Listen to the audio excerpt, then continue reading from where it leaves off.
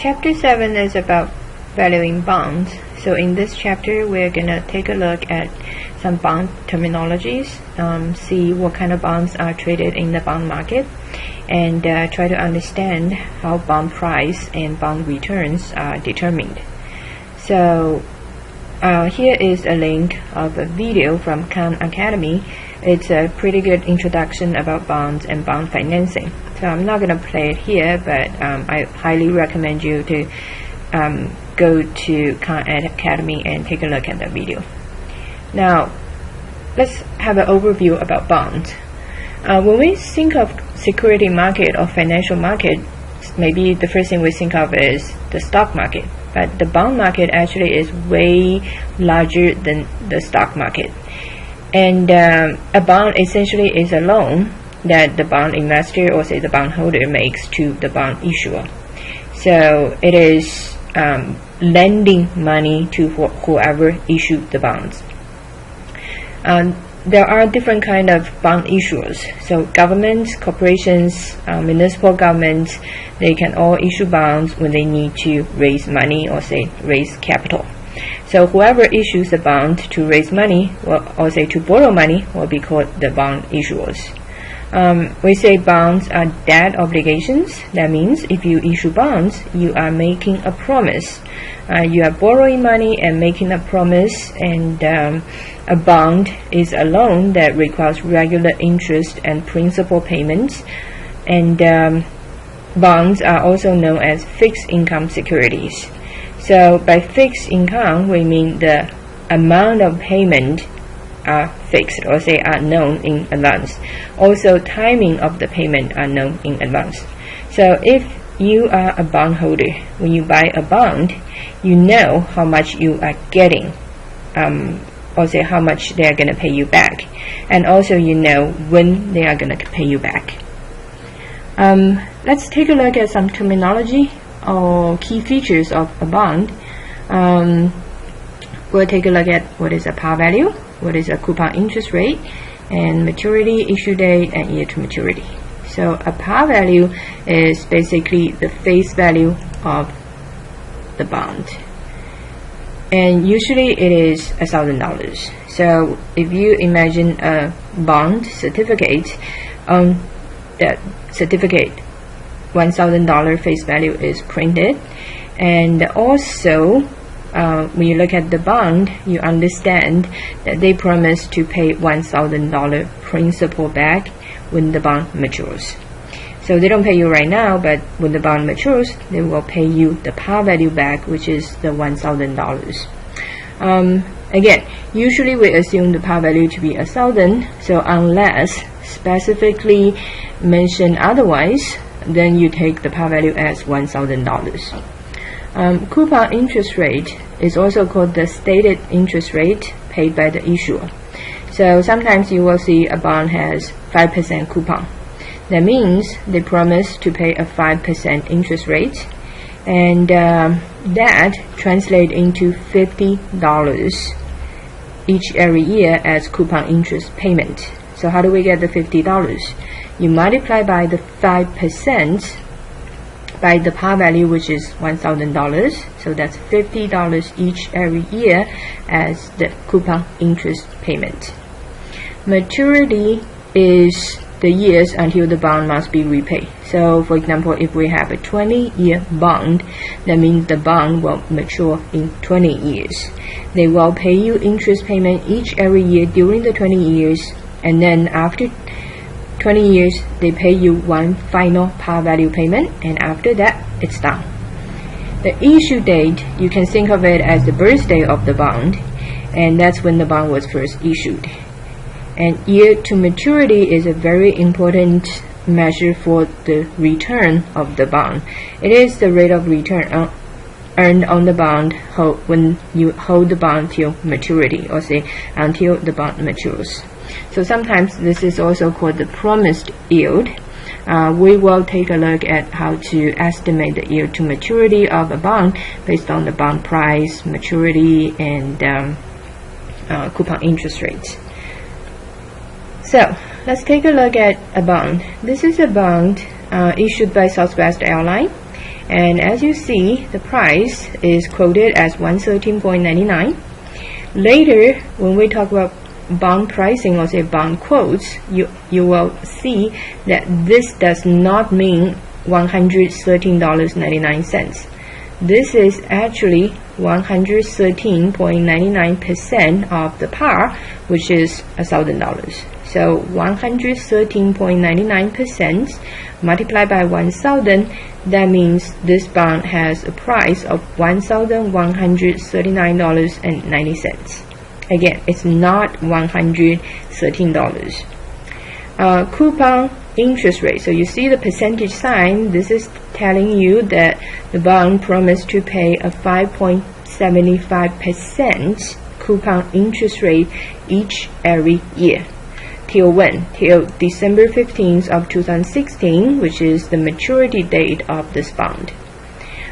This bond has a yield to maturity, so again, later we'll see how this yield to maturity is calculated.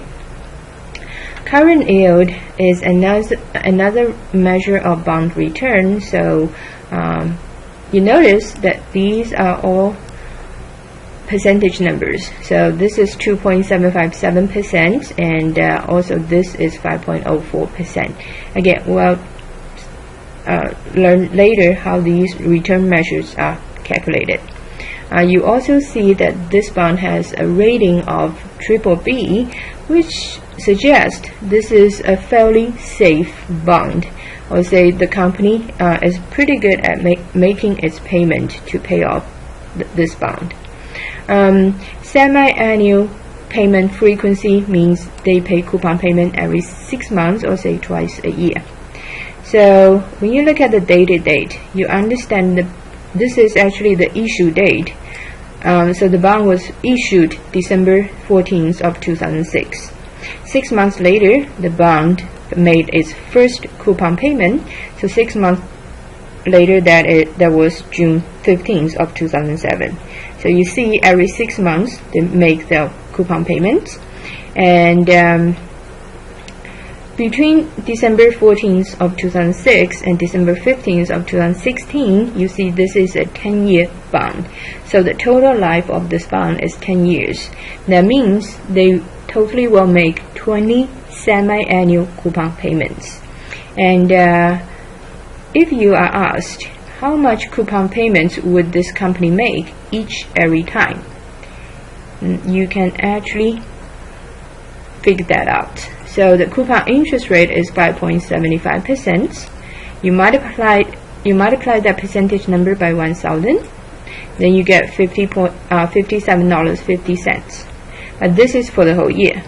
So every 6 months you get half of this much. So that is $28.75. That is the coupon payment every time. And as we just mentioned, the company would pay 20 of these coupon payments. And then by the time the bond matures, which is December 15th of 2016, the bond will make one additional payment, which is the par value payment of $1,000. So that is the one-time lump sum payment of the par at the very end. Now, who issue bonds? In the United States, we have the so-called treasury bonds, and also we have municipal bonds and corporate bonds. So treasury bonds are bonds issued by the United States Treasury Department of the Treasury. And these treasury bonds actually are bonds, or say the debt financing instrument of the United States federal government. So depending on the maturity, we have the so-called T-bills, T-notes, or T-bonds. T-bills have really short maturity. They usually mature within 1 year. So for example, 3 months. And they usually do not pay coupon payments. So they are what we call a zero coupon bond. And treasury notes usually mature in 1 to 10 years. So you may have a 5-year treasury note. And they have coupon payment every 6 months. So every 6 months, or say semi-annual coupon payments. And the par value is $1,000 per bond. Treasury bonds have longer maturity. So usually their maturities are higher or say longer than 10 years. Usually we would have a 30-year treasury bond. And they also pay coupon payment every 6 months.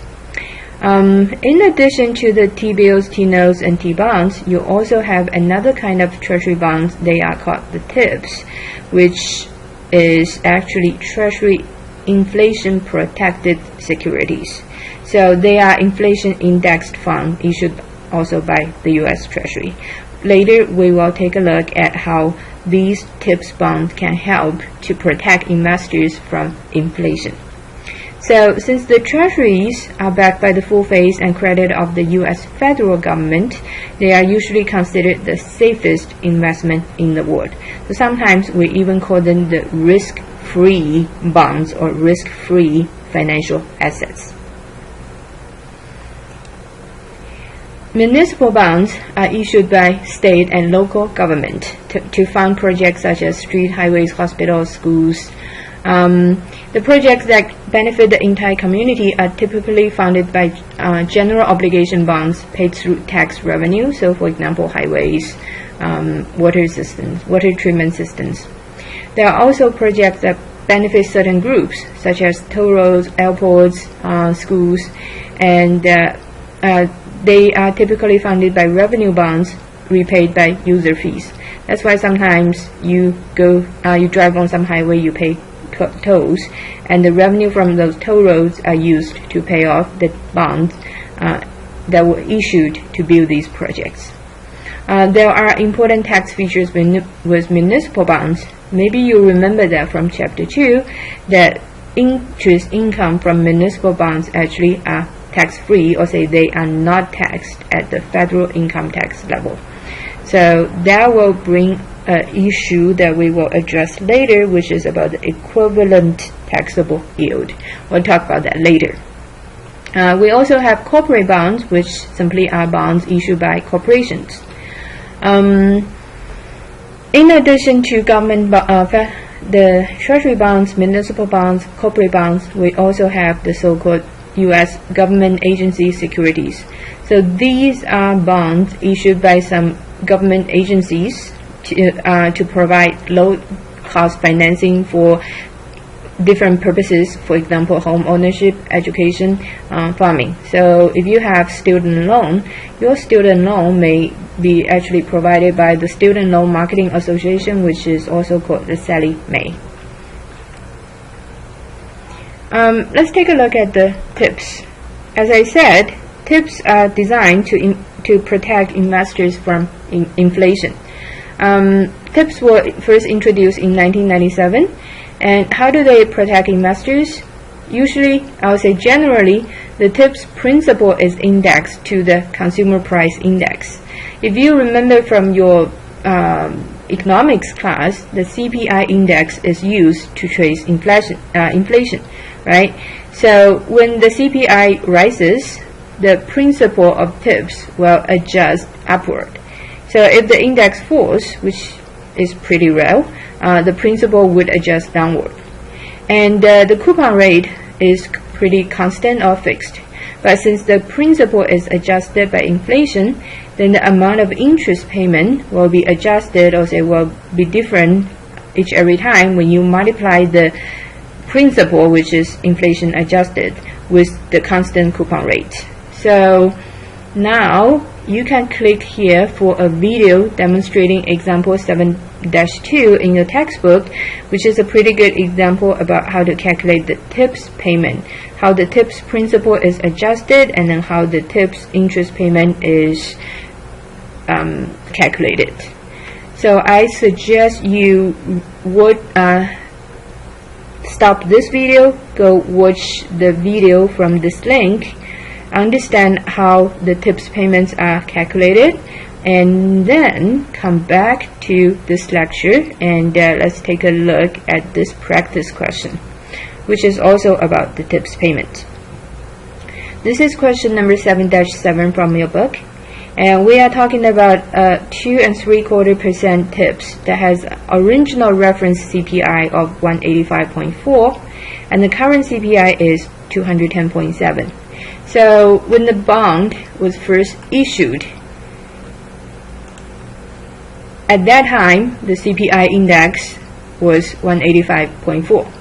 Now, it goes up to 210.7. So apparently there is some inflation going on in the economy. So then the question is, what is the current interest payment and par value of the TIPS? So the par value is the principal, which will be adjusted according to the higher CPI today. And then the interest payment will be affected because the principal is adjusted. So I would recommend you to work on this question by yourself first, and then check the answers. So the answers are provided here.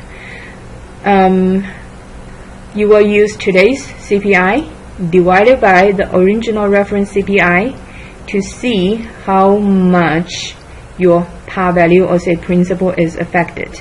So then multiply by the base level of 1,000.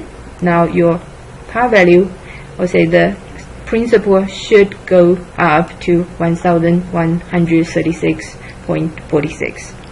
Now with this new principal amount, you multiply that by the coupon interest rate, and this will give you the payment for the whole year.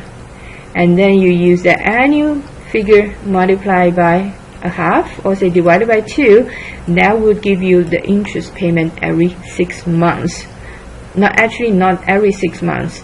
The interest payment of 6 months according to today's CPI. Maybe 6 months later the CPI will change again, then you will have to calculate another or different principal and interest payment at that time.